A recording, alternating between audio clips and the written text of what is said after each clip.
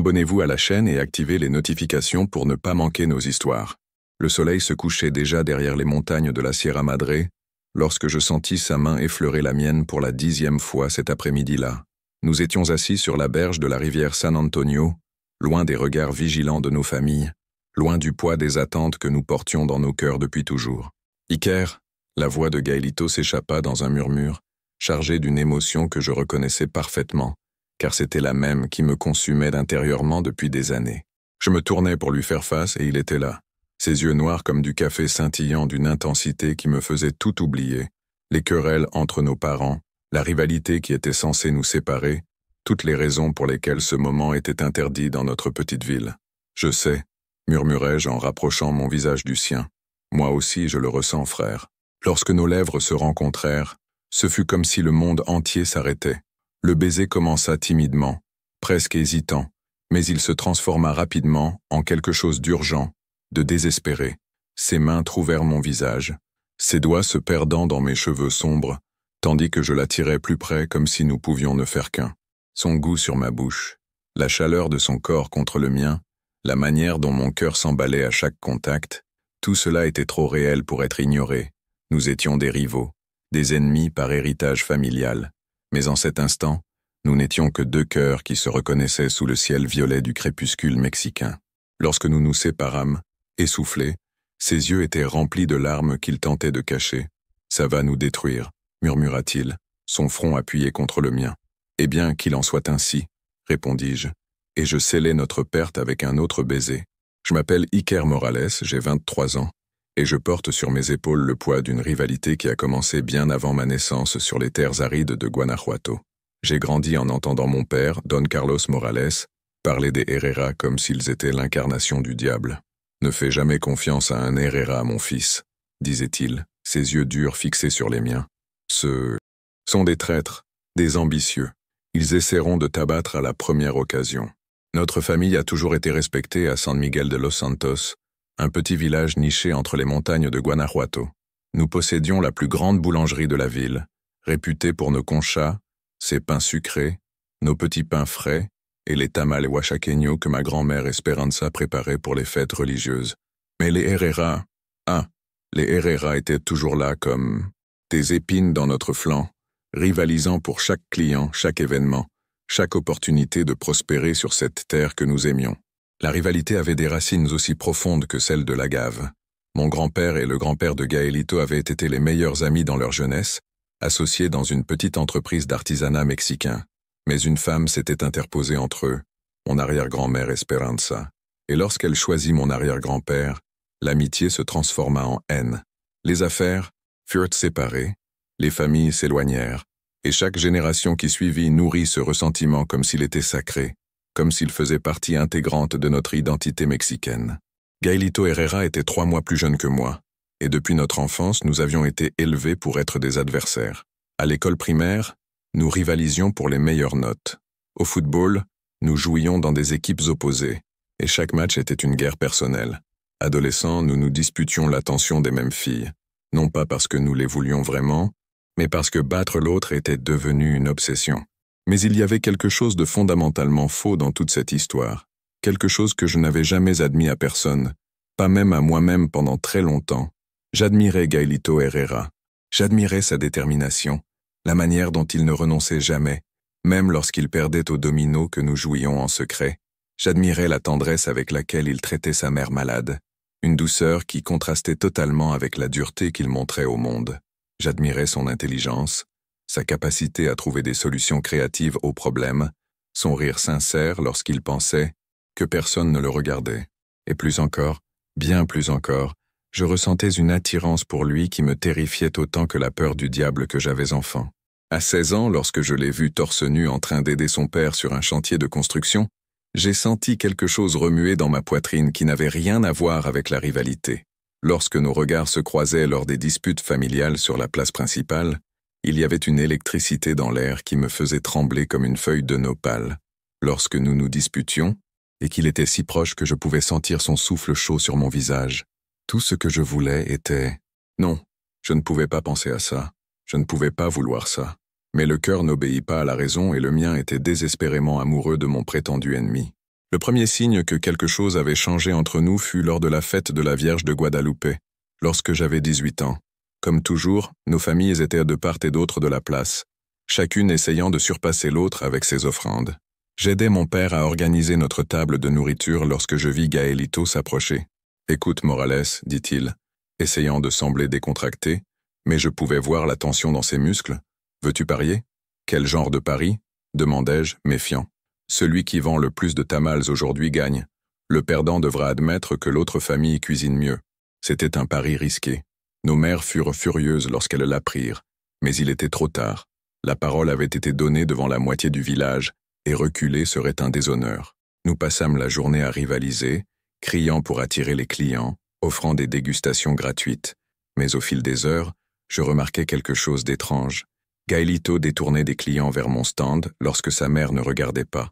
De petits gestes, presque imperceptibles, mais je les voyais. À la fin de la journée, ce fut un match nul. Les deux familles avaient vendu exactement la même quantité. Égalité parfaite, déclara le prêtre de l'église, choisi comme juge. Les deux familles sont bénies par le même talent. Ce soir-là, je retrouvai Gaelito derrière l'église. « Pourquoi as-tu fait ça ?» demandai-je sans détour. « Quoi? Tu le sais très bien. Tu m'as envoyé des clients. » Il resta silencieux un long moment, regardant les étoiles scintiller au-dessus de notre petite ville. « Parce que... » commença-t-il, puis il s'arrêta. « Parce que ta mère travaille si dur, et ta petite sœur a besoin de nouvelles chaussures. » Je l'ai vu les regarder dans la vitrine de la cordonnerie. Mon cœur se serra. Il avait remarqué quelque chose que je pensais que personne d'autre ne savait. Ma sœur Paloma, âgée de seulement 8 ans, avait demandé de nouvelles chaussures pour l'école, mais notre situation financière était difficile. « Merci », murmurai-je, et pour la première fois de nos vies, je ne ressentis ni colère ni compétition. Je ressentis de la gratitude et quelque chose de plus profond. « Ne le dis à personne », dit-il rapidement. « Mon père me tuerait s'il savait. Ton secret est en sécurité avec moi. » Ce soir-là, en rentrant chez moi par les rues pavées de San Miguel, je sentis que quelque chose avait changé à jamais entre nous. La graine d'une amitié impossible avait été plantée, et je ne savais pas si c'était une bénédiction ou une malédiction. Les mois qui suivirent furent confus. Publiquement, nous restions des rivaux. Lors des matchs de football, nous nous affrontions avec la même intensité.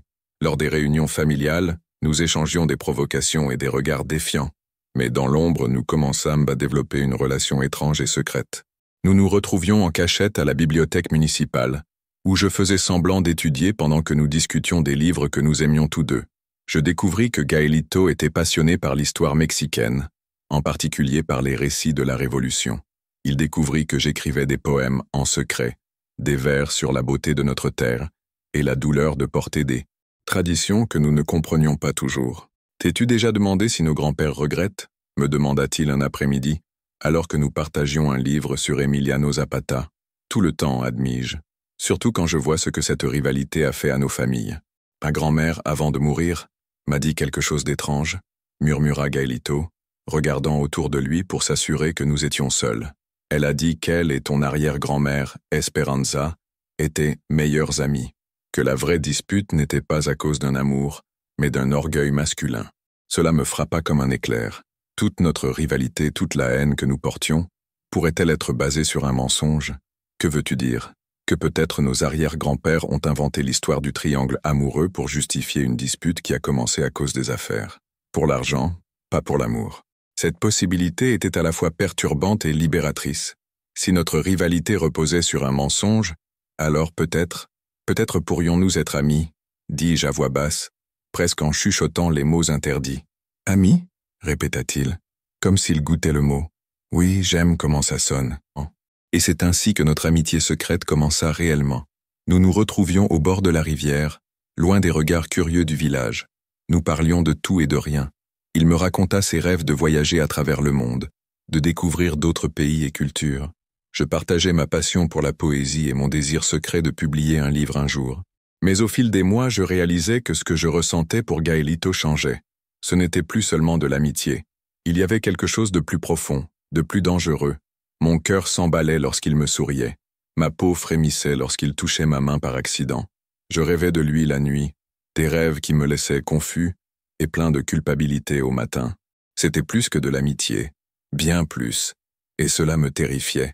car dans notre petite ville conservatrice, dans nos familles traditionnalistes, ce que je ressentais était plus qu'interdit, c'était impensable. C'était un péché qui pourrait détruire non seulement nos vies, mais celles de tous ceux que nous aimions. Pourtant, je ne pouvais m'arrêter de ressentir. Je ne pouvais m'arrêter de vouloir être près de lui, de vouloir le toucher, de rêver d'un monde où nous pourrions être plus que des amis secrets, un monde où nous pourrions être tout ce que nos cœurs criaient d'être. Je me souviens exactement du moment où je sus qu'il ressentait la même chose. C'était pendant la fête de l'indépendance, en septembre. Toute la ville célébrait, avec de la musique, de la danse, de la nourriture et beaucoup de tequila qui circulaient. Nos familles, comme toujours, étaient de part et d'autre de la place, mais par miracle, nous réussîmes à échapper à leur surveillance. Nous nous retrouvâmes derrière l'ancienne église, où nous allions toujours lorsque nous voulions de l'intimité. Il était adossé au mur de pierre, regardant le ciel étoilé, et il y avait quelque chose de différent dans son expression. « Ça va » demandai-je en m'approchant de lui. « Non » répondit-il honnêtement. « Je ne vais pas bien, Iker. J'ai des sentiments que je ne devrais pas avoir. » Mon cœur se mit à battre plus vite. Quel genre de sentiments? Il me regarda droit dans les yeux et à cet instant, je vis mon propre désespoir reflété dans ses yeux sombres. « Des sentiments pour toi » murmura-t-il. « Des sentiments qui vont au-delà de l'amitié. » Le monde s'arrêta. Voilà, c'était enfin dit. La vérité que nous avions tous deux évitée pendant des mois. « Kelito » commençai-je, mais il m'interrompit. « Je sais que c'est mal. Je sais que nos familles nous tueraient. Je sais que l'Église dit que c'est un péché. Mais je ne peux pas m'en empêcher, Iker.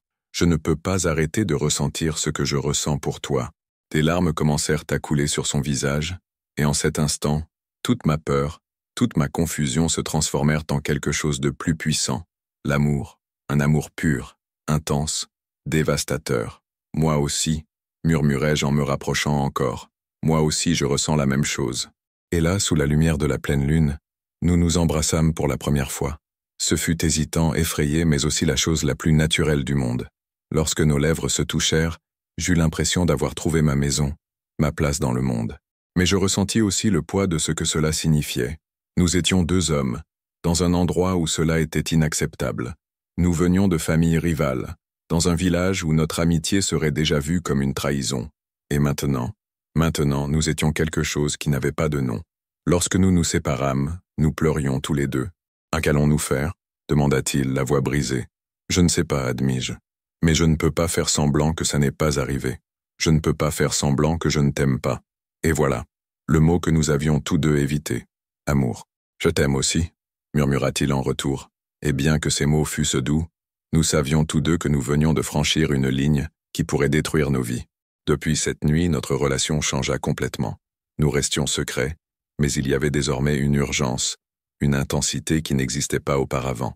Nous nous retrouvions quand nous le pouvions, des moments volés de bonheur dans un monde qui ne nous accepterait pas. Nous apprîmes à communiquer par des regards à travers des salles remplies de gens. Nous apprîmes à trouver des excuses pour être aux mêmes endroits. Nous apprîmes à aimer en silence, dans l'ombre, mais avec une intensité qui me consumait de l'intérieur. Et nous apprîmes aussi à avoir peur, parce que je savais qu'un jour, d'une manière ou d'une autre, notre secret serait découvert. Et lorsque cela arriverait, tout notre monde s'effondrerait. Cette partie de notre histoire ne fait que commencer, et je sens déjà que vous vous demandez comment nous allons survivre au poids d'un amour aussi interdit. Je veux que vous sachiez que chaque battement de nos cœurs, chaque moment volé, chaque larme versée est réel, parce que l'amour, le véritable amour, ne choisit pas où il fleurit. Il arrive tout simplement comme la pluie dans le désert, comme les fleurs en hiver, comme l'espoir dans les moments les plus sombres. Et notre amour, aussi impossible qu'il parût, ne faisait que commencer à montrer sa véritable puissance.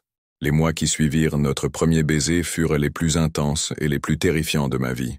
Vivre un amour en secret est déjà difficile, mais vivre un amour qui défie toutes les règles de la société, de la famille et de la religion, c'est comme porter du feu dans la poitrine. Ça brûle, mais on ne peut s'en débarrasser, car c'est la seule chose qui vous maintient en vie. Kelito et moi développâmes un langage qui nous était propre, fait de regards volés et de contacts accidentels. Un effleurement de doigts en saisissant le même livre à la bibliothèque. Une rencontre fortuite dans la boulangerie de ma famille, où il faisait semblant d'acheter du pain pendant que nos regards disaient tout ce que nos bouches ne pouvaient pas. Une promenade par hasard, à la même heure sur la place principale, où nous faisions semblant de nous ignorer, mais chaque cellule de mon corps vibrait de sa proximité. Notre première dispute eut lieu en octobre, lors de la fête du Dia de los Muertos. C'était une date sacrée dans notre ville, où chaque famille se réunissait pour honorer les ancêtres. Comme toujours, nos familles dressèrent des autels rivaux sur la place, chacune essayant de surpasser l'autre avec ses offrandes de fleurs de cempasúchil, de pain des morts et de photos des défunts. J'arrangeais les bougies sur l'autel de la famille Morales lorsque je sentis quelqu'un s'approcher derrière moi. À l'odeur, un mélange de bois, de peinture et de quelque chose qui était purement Gaelito, je sus que c'était lui avant même de me retourner. « Bel hôtel », dit-il à voix basse, feignant d'admirer notre travail. « Ton arrière-grand-mère Esperanza serait fière. » Je me tournai pour lui faire face et je perdis presque le souffle. Il portait une chemise blanche traditionnelle mexicaine, brodée à la main, qui mettait en valeur sa peau mate et rendait ses yeux encore plus sombres. Il y avait quelque chose dans la manière dont il me regardait qui fit chavirer mon estomac de désir. « Le vôtre aussi », répondis-je, essayant de garder une voix normale. Doña Carmen faisait toujours les meilleurs pains des morts de la ville. Pendant un instant, nous restâmes là, deux personnes censées être ennemies mais qui, en réalité, étaient bien plus que cela. C'est alors que ma cousine Esperanza, nommée d'après notre arrière-grand-mère, s'approcha. « Iker, qui est ton ami ?» demanda-t-elle avec un sourire innocent qui me glaça le sang. « Ce n'est pas mon ami », répondis-je rapidement. Peut-être trop rapidement. C'est Gaelito Herrera. L'expression de son visage changea instantanément. Le sourire disparut, remplacé par une expression d'horreur et de dégoût qui me brisa le cœur. « Un Herrera ?» dit-elle, reculant d'un pas. « Iker, tu sais que tu ne dois pas parler avec eux. Surtout pas avec lui. Surtout pas avec moi ?» demanda Gaelito, et il y avait une douleur dans sa voix que je n'avais jamais entendue auparavant. « Tout le monde sait des choses sur toi, » dit Esperanza avec cruauté. « Les rumeurs sur tes préférences. » Mon sang se glaça. Quelle rumeur? Quelle chose? Gaelito pâlit, mais il garda sa dignité. « Je ne sais pas de quoi tu parles. »« Bien sûr que si, » continua-t-elle, implacable. « Doña Maria t'a vu discuter très intimement avec ce garçon de Guadalajara au marché la semaine dernière. Et tout le monde remarque que tu n'as jamais eu de petit ami, jamais montré d'intérêt. »« T'as suffi, » dis-je, la voix plus forte que je ne l'avais prévu. Quelques personnes commencèrent à regarder. « Esperanza, va-t'en. »« Iker, tu ne comprends pas ?» dit-elle, semblant sincèrement inquiète. « Si les gens te voient parler avec lui, ils vont penser des choses. Ils vont poser des questions. » Gaelito me regarda avec une expression qui me déchira. Il y avait de la douleur, mais aussi une question silencieuse. Vas-tu me défendre ou m'abandonner comme tous les autres? À cet instant, je pris l'une des décisions les plus lâches de ma vie. Elle a raison, dis-je, forçant la froideur dans ma voix. Nous ne devrions pas parler. Notre famille... Je ne terminai pas ma phrase car je ne le pouvais pas. L'expression sur le visage de Gaelito passa de la douleur à quelque chose de bien pire. Une déception totale. « Je comprends », dit-il doucement, et chaque mot fut comme un coup de poignard dans ma poitrine. « Pardon de t'avoir dérangé. » Il s'éloigna et je restai là, figé comme un idiot, regardant l'homme que j'aimais s'éloigner de moi parce que j'avais été trop lâche pour le défendre. Esperanza me tapa l'épaule, satisfaite. « Tu as fait ce qu'il fallait, cousin. Cette famille est une mauvaise influence. » Mais je savais que j'avais tout fait de travers. Cette nuit-là, je ne pus pas dormir. Chaque fois que je fermais les yeux, je voyais l'expression de Gaelito, la douleur, la trahison, la déception. À l'aube, je n'en pouvais plus. Je me levai et me rendis à notre endroit secret au bord de la rivière, espérant contre tout espoir qu'il y serait. Il y était. Assis sur la même pierre où nous nous étions embrassés pour la première fois, regardant l'eau avec une expression vide qui me brisa le cœur. « Gaelito » appelai-je doucement. Il ne se tourna pas. « Que fais-tu ici, Morales ?» La froideur dans sa voix me frappa comme un coup de poing. Je suis venu m'excuser. « Pourquoi ?» Il se tourna enfin pour me faire face et je vis qu'il avait pleuré. « Tu as fait ce que tu devais faire. Tu as protégé ta réputation, ta famille. Je comprends. »« Non, tu ne comprends pas, dis-je, m'approchant de lui. J'ai été un lâche. J'aurais dû te défendre. »« Tu aurais dû, oui, » acquiesça-t-il, la voix tranchante. « Mais tu ne l'as pas fait. Et ça me dit tout ce que j'ai besoin de savoir sur ce que je représente vraiment pour toi. Tu représentes tout pour moi, dis-je désespérément. Tu es ma vie, Gaelito.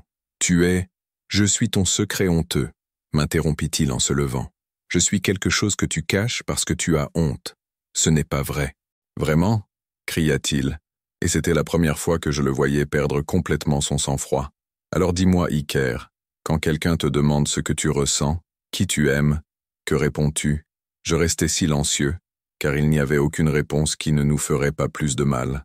C'est ce que je pensais, dit-il avec amertume. Tu m'aimes dans l'ombre, dans les coins sombres où personne ne peut voir, mais à la lumière du jour, je ne suis que le fils des Herrera que tu es censé haïr. Que voulais-tu que je fasse? Explosai-je, perdant enfin patience. Que je crie à toute la ville que je t'aime, que tu es la personne la plus importante de ma vie? Tu sais ce qui nous arriverait. Je sais ce qui t'arriverait, dit-il doucement. Ta famille te rejetterait, la ville te tournerait le dos. Mais sais-tu ce qui m'arrive maintenant? La même chose, sauf que je l'affronte seul. Ces mots me frappèrent comme un éclair. Il avait raison. Pendant que je vivais mes peurs en silence, il faisait face aux rumeurs, aux regards, aux soupçons de la ville sans aucun soutien, pas même le mien. Tu as raison, admis-je, la voix brisée. Je suis un lâche, mais ce n'est pas parce que j'ai honte de toi, c'est parce que j'ai peur de te perdre. Tu m'as déjà perdu, dit-il, et ces mots me frappèrent comme une sentence de mort. Il commença à s'éloigner, mais je le saisis par le bras. S'il te plaît, ne pars pas, on peut arranger ça. Comment? Il se tourna vers moi, des larmes dans les yeux. Comment répare-t-on quelque chose que toute la société dit être mal? Comment construit-on un avenir quand tu ne peux même pas me défendre en public? Je ne sais pas, admis-je, et je ne m'étais jamais senti aussi perdu. Mais je sais que je t'aime. Je sais que je ne peux pas vivre sans toi. Pendant un instant, je vis sa résolution vaciller. Ses yeux s'adoucirent, et il leva la main comme pour toucher mon visage. Mais il se ressaisit et recula d'un pas. L'amour ne suffit pas, Iker, dit-il, et chaque mot fut comme un coup de poignard. L'amour a besoin de courage, et tu n'en as pas. Il s'éloigna et cette fois, je ne le suivis pas.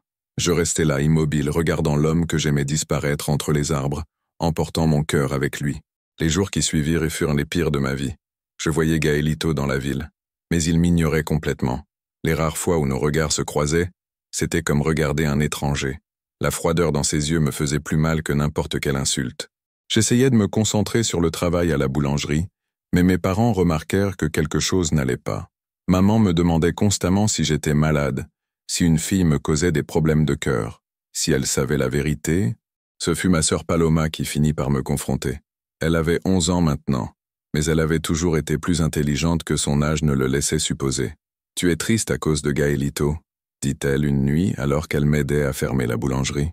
Je faillis laisser tomber le plateau de pain que je portais. « Qu'est-ce que tu dis? Tu es triste à cause de Gaëlito Herrera ?» répéta-t-elle comme si c'était la chose la plus évidente au monde. « Vous étiez amis en secret, n'est-ce pas ?» Mon cœur s'emballa. Si Paloma l'avait remarqué, qui d'autre le savait? Je ne sais pas de quoi tu parles, mentis-je. Iker, dit-elle avec cette patience exagérée que les enfants utilisent quand ils pensent que les adultes sont idiots. Je vous ai vus ensemble plusieurs fois, à la rivière, à la bibliothèque, derrière l'église, et j'ai vu comment tu le regardes. Comment je le regarde? Comme maman regarde papa quand elle pense que personne ne voit, dit-elle simplement, comme s'il était la chose la plus importante au monde. Je m'assis lourdement sur une chaise, le poids du secret m'écrasant enfin. Paloma, tu ne peux en parler à personne. Pourquoi le ferais-je? Demanda-t-elle en s'asseyant à côté de moi. C'est ton secret, pas le mien. Tu ne trouves pas que c'est mal? Elle me regarda avec cette sincérité brutale que seuls les enfants possèdent. Tu es mon frère et je t'aime. Si Gaëlito te rend heureux, alors je l'aime aussi. Le reste n'a pas d'importance. Des larmes commencèrent à couler sur mon visage. Comment une enfant de 11 ans pouvait-elle comprendre quelque chose que moi, à 23 ans, luttais encore à accepter? Il ne veut plus me parler, lui confiai-je. J'ai été lâche quand j'aurais dû être courageux. Alors sois courageux maintenant, dit-elle, comme si c'était simple. Ce n'est pas si facile, Paloma. Pourquoi pas? Demanda-t-elle, sincèrement perplexe. Si tu aimes quelqu'un, tu te bats pour lui. C'est ce qu'on fait dans notre famille. Son innocence me brisa le cœur tout en me donnant de l'espoir. Peut-être y avait-il un moyen de réparer ça. Peut-être n'était-il pas trop tard. Le lendemain, au marché matinal, je vis Gaëlito vendre des légumes au stand de sa famille. Il semblait fatigué, avec des cernes sombres sous les yeux, ce qui me fit me demander s'il dormait aussi mal que moi. Je pris une profonde inspiration et m'approchai du stand. « Bonjour », dis-je. Il me lança un bref regard, puis reporta son attention sur les tomates qu'il organisait. « Bonjour, que puis-je faire pour toi ?» La formalité dans sa voix me fit mal, mais je persistai. « Je voudrais acheter des légumes pour ma mère. »« Bien sûr, dit-il, toujours sans me regarder. De quoi as-tu besoin? Des tomates, des oignons, commençai-je. Mais ce que je voulais vraiment dire était tout autre. Et peut-être, ton pardon. Ses mains s'immobilisèrent, mais il ne leva pas les yeux. On ne vend pas de pardon ici, dit-il doucement. Juste des légumes. Gaelito, s'il te plaît. 2 pesos pour les tomates, m'interrompit-il, me regardant enfin. 3 pour les oignons. Je payais en silence, prenant le sac de légumes. Lorsque nos doigts se touchèrent pendant l'échange, je sentis une décharge électrique parcourir mon corps. À l'éclat dans ses yeux, je savais qu'il l'avait senti aussi. Merci, dis-je, et ces mots portèrent bien plus de sens qu'un simple achat. De rien, répondit-il, et pendant un instant, juste un instant, je vis une fissure dans son armure. Mais alors Doña Carmen, sa mère, apparut. Gaelito, que fais-tu? Demanda-t-elle, me regardant avec suspicion. Pourquoi vends-tu à un Morales? C'est un client, maman, répondit-il, mais je pouvais voir la tension dans ses épaules. Nous ne voulons pas de leur argent, dit-elle en essayant de me rendre les pesos. Prends tes légumes et va-t'en. Maman, ne sois pas grossière, dit Gaelito, semblant mortifié. Je ne suis pas grossière, je suis prudente, rétorqua-t-elle. Cette famille ne cause que des problèmes. Je regardais Gaelito, espérant qu'il dirait quelque chose, qu'il me défendrait comme j'aurais dû le défendre. Mais il baissa simplement les yeux et recommença à organiser les légumes. La douleur de revivre la même situation était insupportable. Gardez l'argent, dis-je posant les pesos sur le comptoir. Considérez cela comme un don de charité. Je vis la mâchoire de Gaelito se crisper de colère, mais il ne dit rien. Je m'éloignai du stand, le cœur brisé une fois de plus. Ce soir-là, je n'en pouvais plus.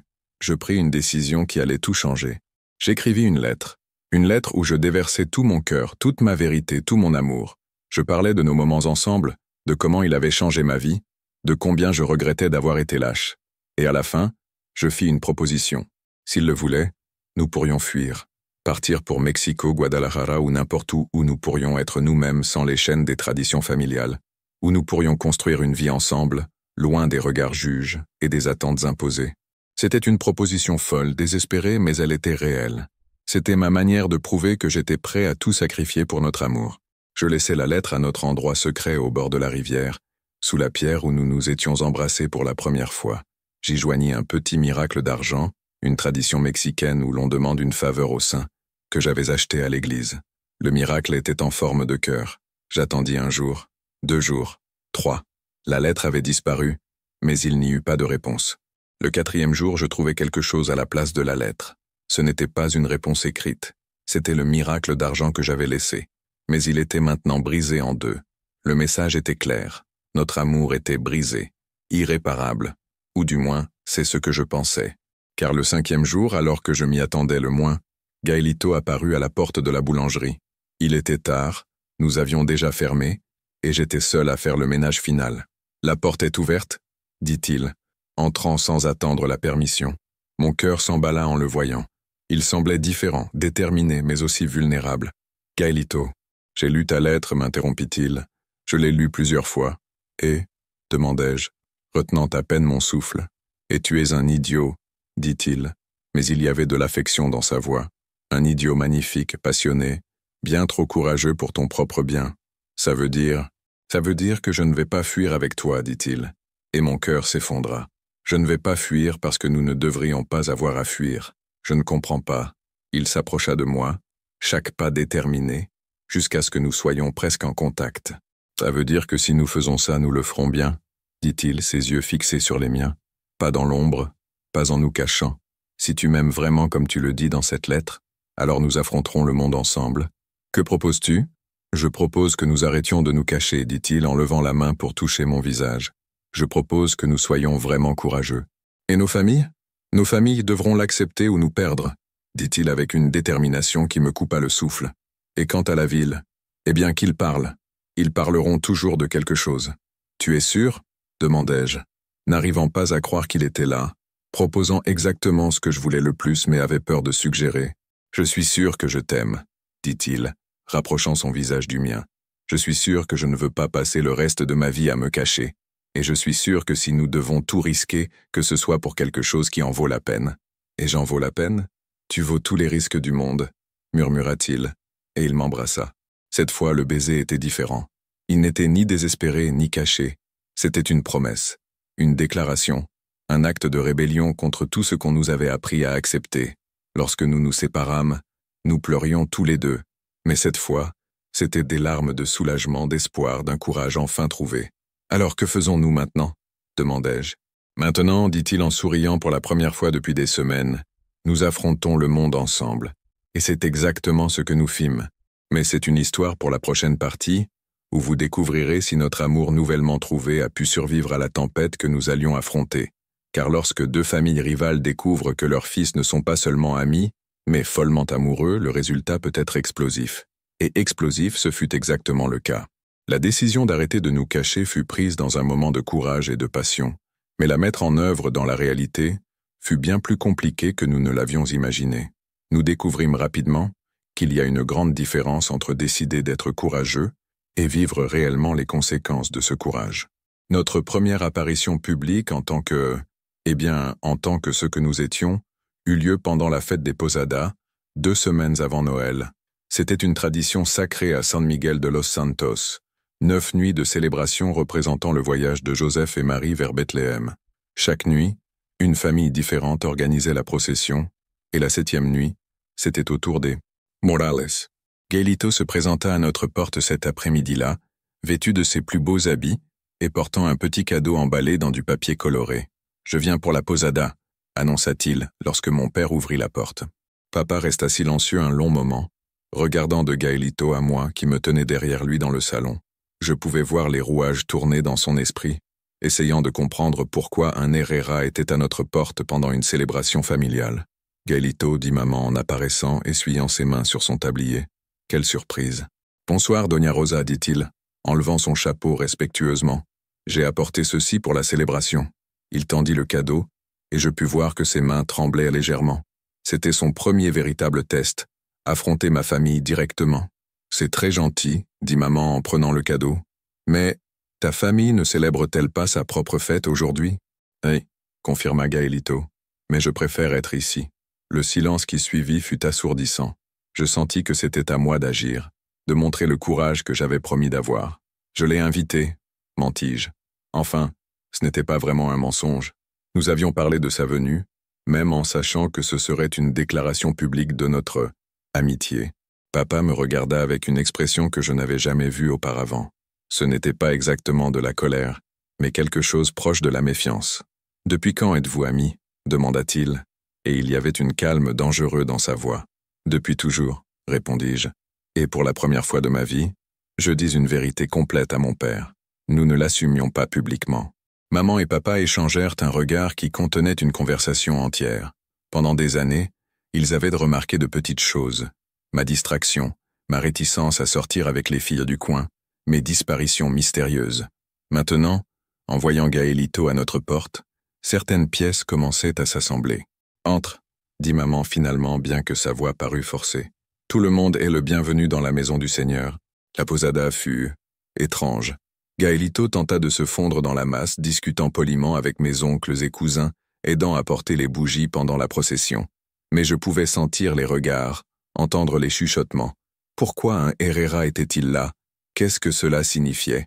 Ma cousine Esperanza, celle qui avait été cruelle avec Gaelito lors du Dia de los Muertos, me tira dans un coin pendant le souper. « Qu'est-ce que tu fais, Iker » murmura-t-elle avec urgence. « Pourquoi l'as-tu amené ici ?»« Parce que c'est mon ami, » répondis-je, essayant de paraître désinvolte. « Ami » répéta-t-elle, et il y avait quelque chose dans son expression qui me fit froid dans le dos. « Iker, les gens parlent, de vous deux, du temps que vous passez ensemble, de la manière dont vous vous regardez. Quel genre de conversation? Le genre qui peut détruire une famille, » dit-elle gravement. « Cousin, s'il y a quelque chose que tu dois me dire. » « Il n'y a rien à dire, mentis-je, mais ma voix était moins convaincante que je ne l'aurais voulu. Ce soir-là, après que tout le monde fut parti et que Gaelito fut rentré chez lui, mes parents m'appelèrent pour une discussion. Nous nous assîmes dans la cuisine, le même endroit où nous avions eu d'innombrables conversations familiales au fil des ans. Mais celle-ci semblait différente. Il y avait une tension dans l'air qui me donnait envie de fuir. « Fils, commença papa, et sa voix était plus douce que je ne l'avais prévu. Tu dois nous dire ce qui se passe. Je ne sais pas de quoi vous parlez. »« Bien sûr que si, » dit maman doucement. « Iker, nous sommes tes parents. Nous te connaissons mieux que quiconque, et nous savons quand quelque chose ne va pas. Rien ne va pas. Gaëlito et moi sommes amis. C'est tout. Les amis ne se regardent pas comme vous vous êtes regardés aujourd'hui, dit papa, et il y avait une tristesse dans sa voix qui me brisa le cœur. Les amis ne tremblent pas lorsqu'ils se touchent la main par accident. Mon monde commença à s'effondrer. Si mes propres parents l'avaient remarqué, alors tout le monde savait. Tout le monde parlait. « Papa ? Fils » m'interrompit-il en se levant pour s'approcher de moi. « Peu importe ce que c'est, tu peux nous le dire. Nous sommes ta famille. » Pendant un instant, j'ai failli tout dire. J'ai failli déverser toute la vérité là, dans la cuisine où j'avais grandi, entouré de l'amour inconditionnel de mes parents. Mais alors, je pensais aux traditions de notre famille, aux attentes, à la honte que cela leur apporterait. « Il n'y a rien à dire », répétais-je en me levant. « Je suis fatigué. Bonne nuit. » Je montais dans ma chambre sans me retourner. Mais je pouvais entendre mes parents murmurer dans la cuisine jusqu'à tard dans la nuit. Les jours qui suivirent furent tendus. La présence de Gaëlito à la posada avait généré beaucoup plus de discussions que nous ne l'avions prévu. Le village était petit, et les nouvelles, surtout les nouvelles scandaleuses, voyageaient vite. Ce fut Doña Carmen, la mère de Gaëlito, qui força finalement la situation. Elle apparut dans notre boulangerie 3 jours après la posada, le visage rouge de colère et les yeux brillants de fureur. Je n'avais jamais vu une femme aussi furieuse. « Rosa Morales », dit-elle, sa voix résonnant dans la boulangerie. « Il faut qu'on parle. » Maman sortit de derrière le comptoir, essuyant ses mains sur son tablier. « Carmen, que puis-je faire pour toi? Tu peux m'expliquer pourquoi ton fils corrompt le mien ?» Le silence dans la boulangerie fut absolu. Chaque personne présente se pencha en avant, ne voulant pas manquer un mot du drame qui se déroulait. « Je ne comprends pas, » dit maman, bien que je puisse voir dans ses yeux qu'elle comprenait parfaitement. « Tu comprends très bien, » cria presque Doña Carmen. « Ton Iker remplit la tête de mon Gaëlito d'idées fausses sur les hommes, l'amitié et des choses qui ne sont pas naturelles. » Je sentis mon monde s'effondrer. Depuis ma place derrière le comptoir, je pouvais voir tous les visages se tourner vers moi. Certains avec curiosité, d'autres avec horreur, d'autres encore avec une sorte de satisfaction morbide. « Carmen, s'il te plaît, » dit maman essayant de rester calme. « Allons parler en privé. »« Non » cria Doña Carmen. « Tout le monde parle déjà. Autant qu'ils sachent la vérité.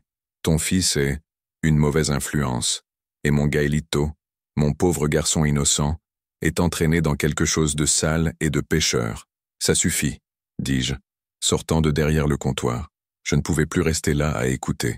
Doña Carmen, vous ne savez pas de quoi vous parlez. Je ne sais pas, se tourna-t-elle vers moi, les yeux en feu. Je ne sais pas que tu passes trop de temps avec mon fils, que vous êtes vus ensemble dans des endroits où vous ne devriez pas être, que les gens commencent à parler de choses qui feraient mourir ta pauvre mère de honte. Quelle chose, demandai-je, bien que je sache exactement de quoi elle parlait.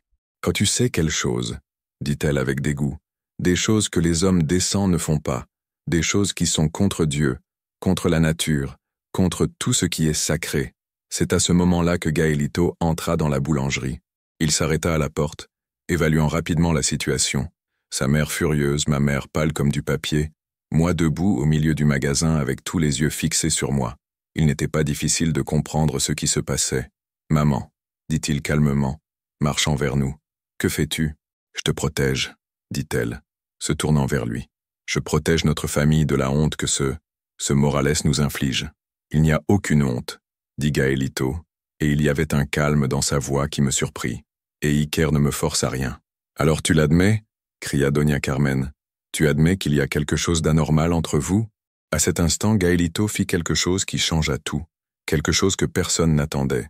Il regarda autour de la boulangerie bondée, tous les visages curieux et juges, ma mère sous le choc, sa mère furieuse, moi debout là, terrifié, et puis il marcha vers moi, prit mon visage entre ses mains et m'embrassa, devant tout le monde, devant nos mères, les voisins, les clients, la moitié du village qui s'était agglutiné à la porte pour assister au drame. Il m'embrassa comme si c'était la chose la plus naturelle du monde, comme si nous avions tous les droits d'être là, à nous aimer ouvertement.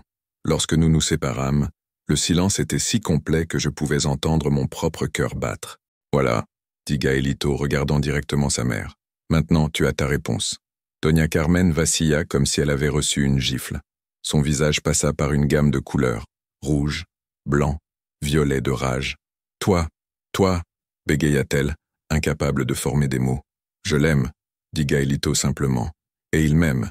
Et il n'y a rien d'anormal, de sale ou de pécheur là-dedans. Tu n'es plus mon fils, murmura-t-elle, et ses mots furent comme des coups de couteau dans l'air. Tu es mort pour moi. Qu'il en soit ainsi, répondit-il, bien que je puisse voir les larmes scintiller dans ses yeux. Doña Carmen quitta la boulangerie comme un ouragan, passant à travers la foule qui s'était formée à la porte. Un par un, les clients commencèrent également à partir, chuchotant entre eux, portant le ragot qui nourrirait le village pendant des semaines. Quand nous fûmes enfin seuls, moi, Gaelito et maman, le silence était assourdissant. Maman nous regarda longuement, des larmes coulant silencieusement sur son visage. Puis elle fit quelque chose que je n'oublierai jamais. Elle s'approcha de nous et nous serra dans ses bras, tous les deux, ensemble. Mes garçons, murmura-t-elle, mes pauvres garçons. Ce soir-là, lorsque papa rentra à la maison, maman lui raconta tout. Je les entendis parler dans leur chambre, leur voix basse mais intense. Je ne pouvais pas entendre les mots, mais je pouvais sentir le poids de la conversation à travers les murs. Le lendemain matin, papa m'appela dans la cour. « Fils, dit-il, ses mains fortes sur mes épaules, ta mère m'a raconté ce qui s'est passé hier. Je me préparais au pire, à la colère, à la déception, au rejet que j'avais toujours craint. Je suis désolé, papa, commençai-je, mais il m'interrompit. Pourquoi ? Demanda-t-il, sincèrement perplexe. Pourquoi t'excuses-tu ? Parce que je vous ai déçu, parce que j'ai apporté la honte sur la famille, parce que je suis ce que je suis. Papa resta silencieux un long moment, regardant les montagnes au loin. Lorsqu'il parla enfin, sa voix était pleine d'émotion. « Fils, en 23 ans, tu ne m'as jamais déçu. Pas une seule fois. Tu es travailleur, honnête, gentil, intelligent. Tu prends soin de ta sœur, tu respectes ta mère, et tu as un cœur plus grand que ces montagnes. Pourquoi penserais-tu que la personne que tu aimes changerait quoi que ce soit à cela ?» Des larmes commencèrent à couler sur mon visage. « Mais que vont dire les gens ? Qu'est-ce que ça va faire à notre famille ? » « Les gens parleront toujours, dit-il avec un haussement d'épaules. Ils ont toujours parlé. Tu te souviens quand ta tante Carmen a épousé cet homme plus jeune ? Les gens ont parlé. Tu te souviens quand ton cousin José est parti pour la grande ville ? Les gens ont parlé. Mais la famille a survécu parce que l'amour est plus fort que les ragots. Et si certains clients cessent de venir à la boulangerie ? Eh bien, nous ferons du pain pour ceux qui restent, dit-il simplement. Fils, rien ne vaut plus que de te voir heureux et honnête avec nous. Rien. À cet instant, je compris que j'avais sous-estimé mes parents. J'avais supposé que leur tradition était plus importante que leur amour pour moi, mais j'avais tort, complètement tort. Mais toutes les familles ne réagirent pas comme la mienne. La situation de Gaelito chez lui se détériora rapidement. Doña Carmen tint sa parole. Elle le traitait vraiment comme s'il était mort. Elle ne lui parlait pas, ne cuisinait pas pour lui, ne l'incluait pas dans les prières familiales. Don Roberto, son père, était déchiré entre son amour pour son fils et sa loyauté envers sa femme. Après une semaine de cette torture, Gaelito apparut à notre porte avec un sac à dos sur les épaules et des larmes dans les yeux. « Je ne peux plus rester là-bas, dit-il à mes parents. Je sais que c'est beaucoup demandé, mais auriez-vous une place pour moi, juste le temps que je m'organise ?»« Bien sûr, » dit maman immédiatement, ouvrant la porte pour le laisser entrer. « Tu auras toujours une maison ici. » Et ainsi, Gaelito emménagea chez nous. Officiellement, il dormait sur le canapé du salon. Officieusement, eh bien, mon lit était assez grand pour deux. Les premiers jours furent étranges. Toute la ville savait ce qui s'était passé et les réactions variaient énormément. Certaines familles progressistes nous soutenaient, d'autres nous ignoraient complètement, et quelques-unes étaient ouvertement hostiles. Le père Miguel, étonnamment, fut l'une des voix de soutien. Lorsque certains paroissiens essayèrent de nous bannir de l'église, il fut ferme dans sa réponse. « C'est la maison de Dieu », dit-il pendant la messe dominicale, nous regardant directement dans la congrégation. Et Dieu aime tous ses enfants également. Si quelqu'un a un problème avec ça, il peut venir me parler après le service. Personne ne vint lui parler. Mais tout ne fut pas facile. Don Fernando Vasquez, l'un des hommes les plus riches et influents de la ville, lança une campagne pour nous isoler économiquement. Il convainquit certains fournisseurs d'arrêter de nous vendre de la farine et poussa certains clients à boycotter notre commerce. Pendant un temps, il semblait que Doña Carmen avait peut-être raison. Peut-être que notre amour détruirait vraiment nos familles. Ce fut Paloma qui changea tout. Ma petite sœur de 11 ans, qui avait toujours été plus courageuse que n'importe quel adulte que je connaissais, décida de prendre les choses en main. Sans nous le dire, elle organisa sa propre campagne. Elle alla de maison en maison, parlant aux autres enfants de la ville. Elle raconta comment Gaelito avait aidé son frère quand elle avait besoin de nouvelles chaussures, comment il était gentil avec les animaux errants, comment il rendait Iker heureux, et comment Iker le rendait heureux, et comment c'était une belle chose, pas laide. Les enfants racontèrent à leurs parents, et certaines de ces mères, se souvenant de leur jeunesse et de leurs amours, commencèrent à se demander pourquoi l'amour serait quelque chose dont il faudrait avoir honte. Lentement, la marée commença à tourner. Ce fut lors de la fête des rois en janvier que les choses se résolurent enfin. Traditionnellement, c'était une célébration de toute la communauté, chaque famille apportant quelque chose de spécial. Gaelito et moi arrivâmes ensemble, main dans la main, sans plus nous cacher. Il y eut quelques regards, quelques chuchotements, mais aussi des sourires. Paloma courut nous saluer, suivie par certaines de ses amies qui avaient entendu nos histoires à travers elle. Pendant la célébration, quelque chose d'incroyable se produisit. Don Roberto, le père de Gaelito, s'approcha de nous. Il semblait avoir vieilli de plusieurs années en quelques semaines, portant le poids d'une famille divisée. « Mon fils » dit-il, la voix brisée d'émotion. « Tu me manques. » Gaelito se mit à pleurer immédiatement. « Papa, ta mère, elle est encore très blessée, très effrayée. Mais moi, je ne peux pas perdre mon fils à cause de la peur. » Ils s'enlacèrent là, devant tout le monde, et il n'y avait pas un œil sec autour. « Et toi » dit Don Roberto en se tournant vers moi. « Tu prends bien soin de lui ?»« Avec ma vie, promis-je.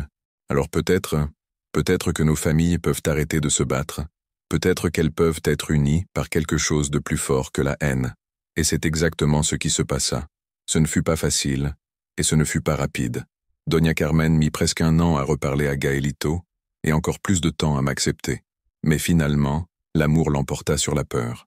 Aujourd'hui, 5 ans plus tard, Gaelito et moi vivons dans une petite maison à la périphérie de San Miguel de los Santos. Ce n'est pas grand-chose. 2 chambres, une cuisine, un jardin où nous cultivons nos propres tomates. Mais c'est chez nous. Nous travaillons ensemble à la boulangerie familiale, qui s'appelle maintenant Boulangerie Morales Herrera, symbolisant l'union de 2 familles qui, pendant des générations, furent ennemies. Ironiquement, notre histoire d'amour est devenue une attraction touristique. Des couples visitent notre ville pour voir où los novios rivales sont tombés amoureux, et notre boulangerie n'a jamais été aussi prospère. Gaelito prend toujours des photos pendant ses heures libres, et j'écris toujours des poèmes. Il photographie les montagnes que nous aimons, j'écris sur l'amour qui nous a sauvés. Certaines de ces photos décorent notre maison, certains de mes poèmes sont encadrés à côté. Paloma, maintenant âgée de 16 ans, est notre plus grande défenseuse. Elle raconte notre histoire à quiconque veut l'entendre, et termine toujours par la même phrase. L'amour gagne toujours, si vous êtes assez courageux. Nos familles dînent maintenant ensemble le dimanche.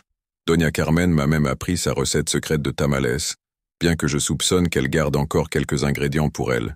Don Roberto et papa ont découvert qu'ils avaient beaucoup en commun, et nous les trouvons souvent en train de jouer au domino dans la cour, riant comme de vieux amis. Et Gaelito et moi, nous restons des rivaux. Nous nous disputons pour savoir qui fait le meilleur pain, qui fait rire Paloma le plus, qui aime l'autre avec le plus d'intensité. Mais maintenant, notre rivalité est une source de joie, pas de douleur. Certaines nuits, lorsque nous sommes allongés dans notre lit regardant par les fenêtres les étoiles qui brillent au-dessus de notre petite ville, Gaelito me demande si je regrette quelque chose. Je regrette d'avoir été lâche si longtemps, réponds-je toujours. Je regrette d'avoir perdu du temps à avoir peur alors que j'aurais pu t'aimer ouvertement. Et je regrette d'avoir brisé ton miracle d'argent, répond-il toujours en prenant ma main. J'aurais dû savoir que tu trouverais du courage. Tu m'as aidé à le trouver, dis-je en embrassant son front. Tu m'as appris que l'amour vaut tous les risques.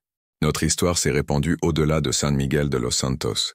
Des jeunes d'autres villes nous écrivent des lettres, racontant leur propre lutte avec des familles qui ne comprennent pas, avec des traditions qui semblent plus importantes que le bonheur. Nous essayons de répondre à tous, toujours avec le même message.